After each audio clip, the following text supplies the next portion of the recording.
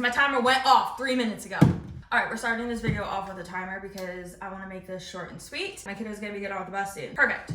We have started the timer. Also, by the way, this timer is so freaking cute. Is it not? Blue, rainbow. My kiddo actually picked it out. Love it. I use it for myself too. One of the questions that I've actually received a lot recently is, how do you share about your child with special needs? In this day and age, I am definitely not oblivious to the fact that sharing your child on the internet is a very touchy subject. I want to start off with the disclaimer that I don't have all the answers. Just because I do it this way does not mean you have to do it this way. If you're looking for another perspective as somebody who, I don't know how you would want to describe me, as somebody online, I guess, who is looking for an in-between of being able to advocate for my child while protecting my child, wanting to share but not overshare. It's a tricky battle. I just want to talk through one of the questions I received specifically around how I balance his needs and the business, and how I share about that as well too. Let's get into today's video, shall we? Okay, Sherper Swirl.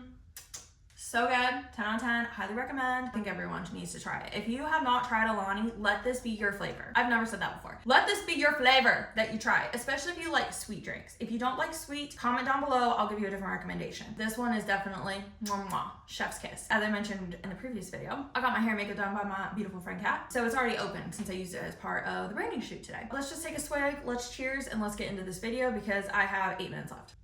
One of the things that I happen across a lot in conversations that I have with other entrepreneurial parents, men and women, all the things, is they're looking for a way to be able to balance. They don't want to feel like they're hiding something. They don't want to feel like they're overexposing their family, but they want to connect because relatability sells. It's almost at a point of just like, well, how much do I actually share? Because I do run a business and I know people want to connect with me. I know I'm supposed to be human, but how am I supposed to show these sides of me while also honoring my kiddo? How do you balance? How do you balance both? I wanted to share first and foremost, just some overarching thoughts. And again, this may not be 100% what will work for you, but I hope some of this may support and help you along the way. First and foremost, I just want to validate that what you're feeling around it is perfectly normal. It's totally normal to be in this juggling act, whether or not your child has special needs, okay? Whether they have ADHD, they have autism, whether they have a visible diagnosis or an invisible diagnosis. I just want you to know, as a fellow mama as well too, I get it.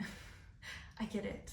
Especially being a single mama as well too, you know, protecting my son is really incredibly important to me, which is why I made the decision to take him pretty much fully offline. There are some photos that I have where you can kind of see him, he exists, but not of his face. And that's what has felt best for me, is to keep him pretty much out of line. Anyone who comes across me knows that I'm a mom. Like, I make that very apparently clear. It's like in my bio, it's everywhere. I'm like, I am a mom. Like, I will scream it from the rooftops, but you don't need to see my kid to know that I am a mom.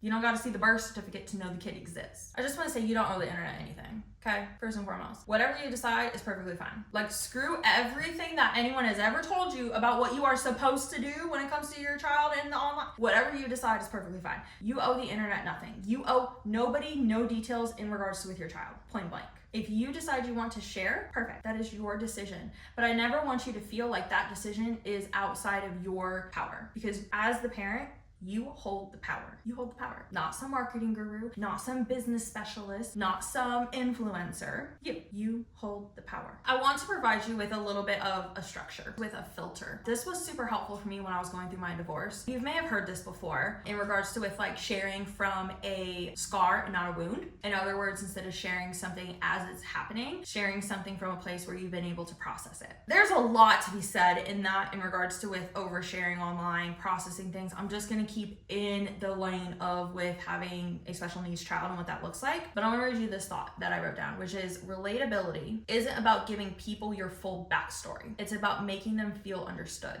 I can share with you about my struggles, about having issues with sensory transitions. I can share things with you and not give you the full rundown. I don't need to tell you all the details for you to be understood and felt like I see you and you see me in these situations. I feel like in all these, you can acknowledge the struggle. You can acknowledge the struggle without disclosing the details. The thing is that in this day and age, social media is our own form of therapy. It's our own form of talk therapy. It's our own way of getting validated. And if I can do anything for you today, I want to validate you as a parent. I want you to know that you are doing everything the best you can. I saw a post the other day, someone talking about, well, like, what do kids actually need? And I was like shocked. This like professor of some sort who was like, yeah, I've studied kids and how they grow up and all these things, and they just need stable conditions, like stable living conditions, like a stable home, at least one stable adult, preferably more, but you know, one stable adult, and food. They just want to be seen, loved, and accepted. And we think about like the basic needs of humans, and that's it.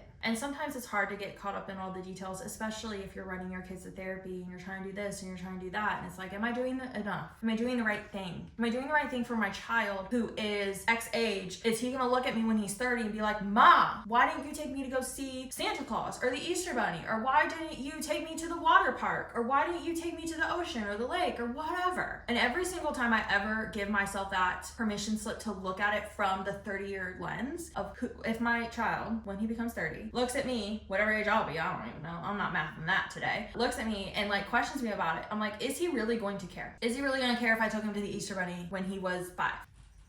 I doubt it. But is he gonna care that I consistently provided him with a safe environment to fully be himself? Where every single night I ask him, are you loved? And he says yes. I ask him if he feels wanted. He says yes. And how his day was. And 99% of the time he says that his day was happy. Those 3 things matter more than all the other crap that the world tries to sell us or tell us that we have to be as parents, especially special needs parents. I want you to know that if you hold a boundary, if you create a boundary, you want to adopt a boundary within this, I want you to know that your boundaries and storytelling are a sign of your strength and not dishonesty. Just because you don't show the meltdown doesn't mean that you're being dishonest about the situation. You don't have to show the meltdown to be able to share your exact feelings. You don't have to talk about your child's feelings and what your child's going through and how that, like, talk from a place of yourself. Because if I come on camera and I said, God, we had a rough day. The bus was not bussing. We were just like not chilling. Like, it was rough. He didn't want to go to bed. So I am tired. I am exhausted. I felt overwhelmed trying to support him. It always starts with me.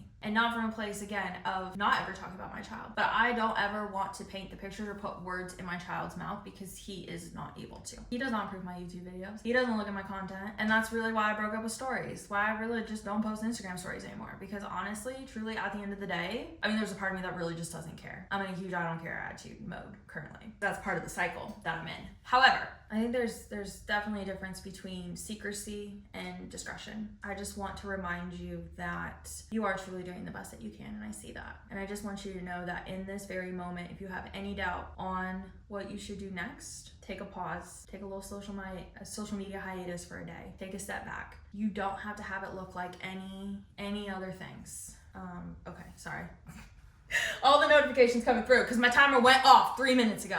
But I just want you to know that you are so loved, you are so appreciated, you're doing incredible as a parent. Honestly, if anything, we're just trying to do the best we can with what we got. I got my own diagnoses. I got my own crap going on. I was sharing with my friend Kate, oh my gosh. I was sharing with my friend Kat this morning about taking on other people's suitcases. I got 2 hands. I can take on 2 suitcases. I got my suitcase and I got my son's suitcase. I cannot take on anybody else's suitcases, which is where the I don't care attitude comes from because my hands are full. And I just want to remind you that, again, you don't owe anybody anything. They don't have to know what's going on with your child. You can tell somebody that you are out of the office because your child is sick without telling them the diagnosis, okay? And if that's not good enough for them, then they're not good enough for you, point blank. That's my reminder today. I am gonna pop on out of here.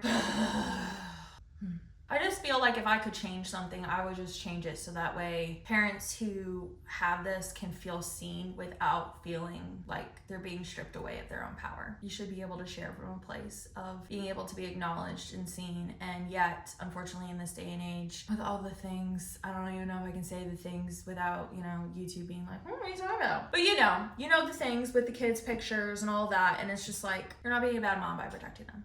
Internet does not owe you anything, and you know what? You don't owe me nothing. Your kid is cute, you don't gotta share the photo.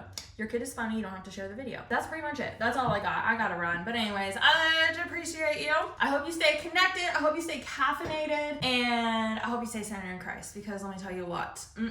Oh my gosh. ADHD. These cards are my favorite. I get these from my Bible study partner. She colors them. This one is Philippians 4:4. Rejoice in the Lord always. And with that, we're out.